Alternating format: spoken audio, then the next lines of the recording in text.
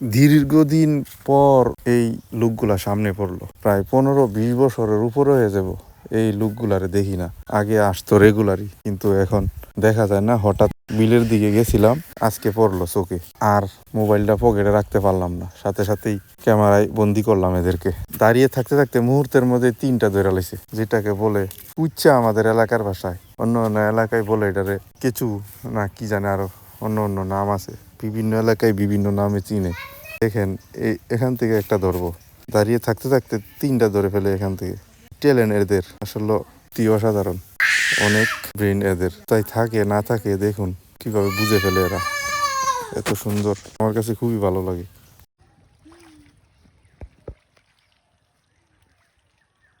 ভাই মাছের মতো দেখছো তুমি, আমি ধরতাম না এইভাবে, এরা যেভাবে ধরছে।